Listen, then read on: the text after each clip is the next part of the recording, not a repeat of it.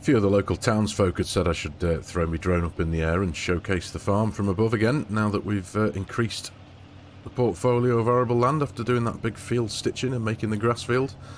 So, who am I to turn down a polite request? So I did just that, and attached a piece of massively overly dramatic music to it. But they seemed impressed nonetheless. Not with my drone piloting skills, of course, but with the size of the farm and the way it looks from above. So, I'm out in the oat field here, just running the mulcher. Clara is feeding the cows, I think, at the minute. She's got all the muck shifted, the manure and slurry. She's been busy this morning. And I'm just, my purpose today is to get this field completely boxed off and ready for a drilling in a couple of months' time. We're going to get some barley into here. So I need to do what I'm doing now, run the mulcher. I'm going to go and borrow Jack's John Deere dry box to spread a bit of lime in here. And then we're going to polish it off with a whole load more digestate and get the soil nutrition to what it needs to be. And then essentially that should be it until drilling.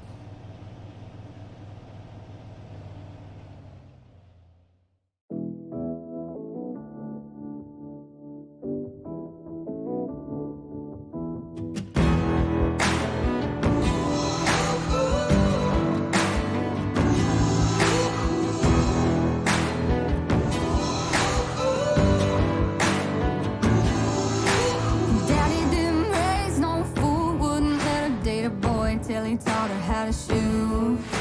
And Daddy didn't play no games, wouldn't let her trade her name for a fake I do. Boy, you better know what you're getting into.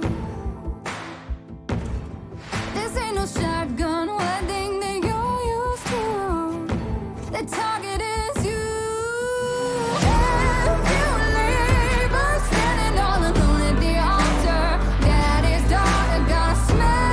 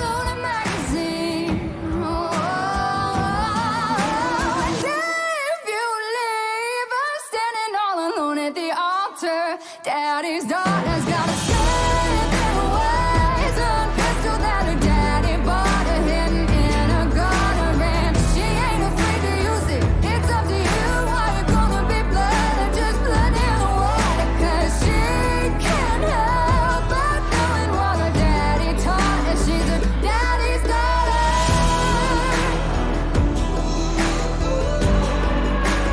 Daddy's daughter. Oh.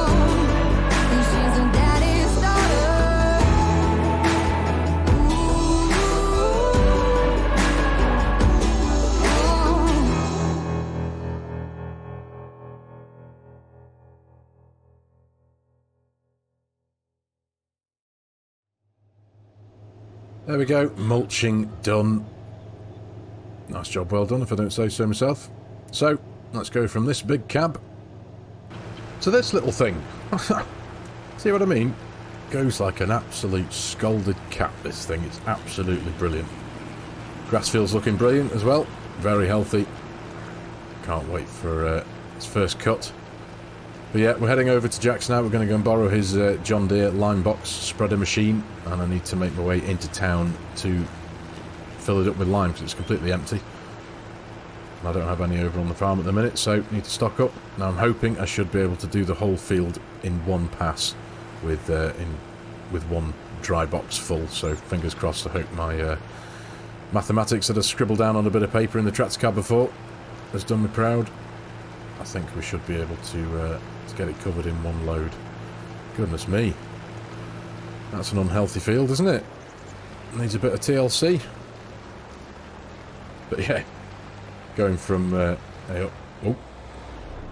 sorry mate. Goodness me. Need to get used to this thing, don't I? That was definitely my fault. Oops. A little bit vulnerable in this little thing as well. It's kind of dwarfed by all these pickup trucks. Right. Let's just stick this in here for now, shall we? Yeah, Big Green. Ah, he's cleaned it again. It's about time. Oh, heck. Jackie boy. In need of a bit of weed treatment in this field. Goodness me. That's not like him. Falling behind on his field prep. There we are. This is ours for the day. Or for the next few hours at least. Good stuff. It's full of fuel. Excellent stuff. I'll have to replace what I use before I bring it back, of course. Right, anyway. Let's go top this thing up.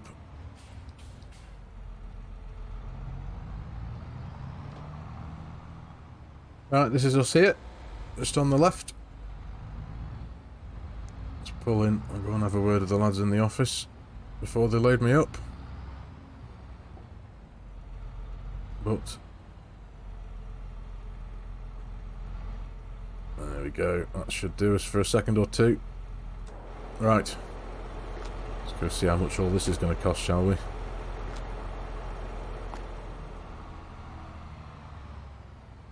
Well, just over 25 tons of lime we've been able to get into this box, which is a pretty decent capacity really if you think about it, but just under $3,500. But needs must, it's got to be done. So, wow, you can feel the weight of this now. This is moving pretty slowly. Goodness me, compared to what it was on the way up here. Right, back to the field.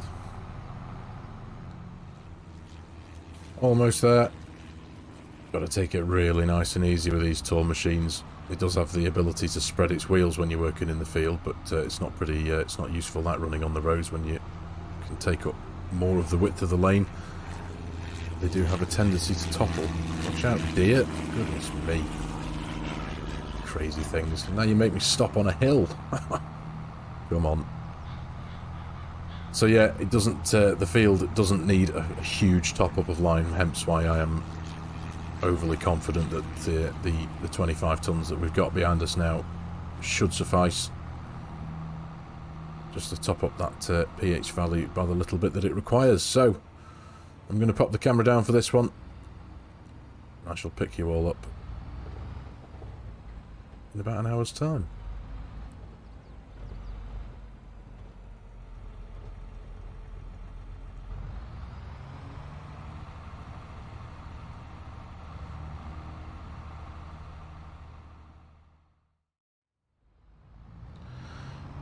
Right, all done. But I'll tell you what, good God, I feel slightly stupid from that one, I must admit. It is used almost exactly twice as much as my clearly not very good mathematics seemed to work out. So I did have to make another trip back over to the fertiliser shed back in the town there, so it has cost me just under $7,000 to fling a load of lime over this field, but if I can just have a bit of a clamber up. There we go. There is literally scrapings left in the bottom of this after the second hopper's load. So, yeah. Careful, does it? There we go. Don't want to break a leg. Right, but I am glad that job is done. It's taken me a good couple of hours, obviously, having to go back and toot. So, almost, as near as makes no difference, 50 tonnes of lime has gone into this field. But needs must. It's got to be done. I appreciate that, but I suppose I'm just a bit frustrated with myself for thinking I could get away with one hopper. Hey-ho. Live and learn. Right, let's get this back over to Jack's and crack on with the day.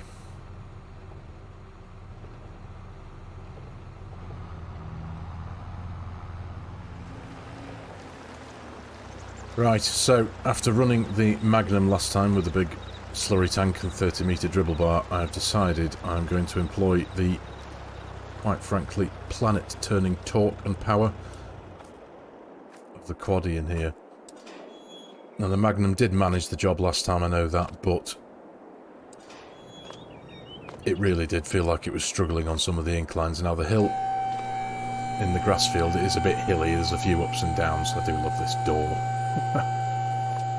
Takes a special kind of someone to be fascinated by a door, doesn't it? But what a door nonetheless. Yeah, this field does have a few ups and downs and a few inclines, and the Magnum really did struggle pulling the weight of that massive slurry tanker up it. So, for the purposes of not struggling this time, this is going to be our office again for the next couple of hours. It's all fueled up, it's all nice and clean. Let's just disconnect these hoses, there we go. Excellent stuff. It still does amaze me, the absolute silence in this cab. It's incredible, it really is. Right. Let's go get you dirty.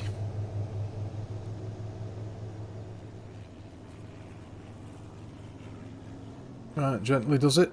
Gently does it. There we go. I think I've got that about right. Perfect. Okay. Cables. PTO. Job's a good one. Job's a good one. Oh, there's Clara giving a truck a bit of a wash. Looks like she's cleaning her engine bay there. Do you know what? She really does know how to look after a vehicle. I've got to give her that. She really does. Oh, yeah. And we fixed the Optum. If you remember in the last episode, it died on Clara as she was running around with the slurry tanker. Turns out, it was a very badly corroded earth point on the bulkhead, so it has had a complete overhaul, a complete service, and the corroded earth point has been replaced, essentially. It's just where all the negatives come together on the chassis. It was covered in rust, so it's all been cleaned off. All sorted now. So, that was a relatively cheap fix, thankfully. Right, anyway, let's crack on with the day's field work. Let's go take a trip down to the biogas plant, top up with our digestate, and get back into that field.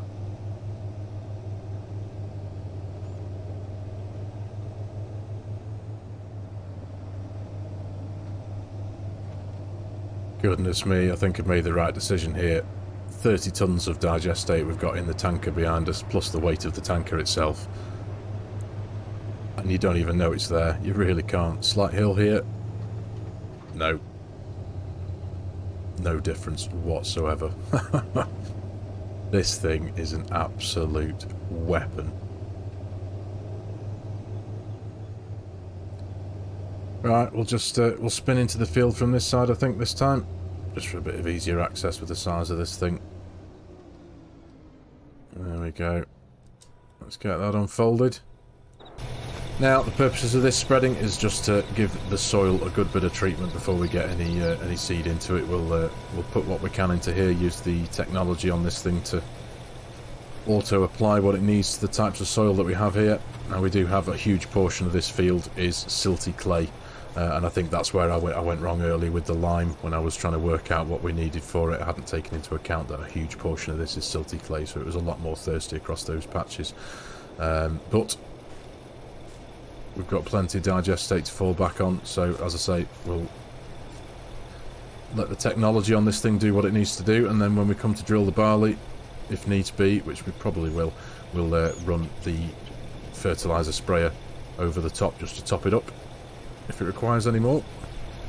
So, let's crack on.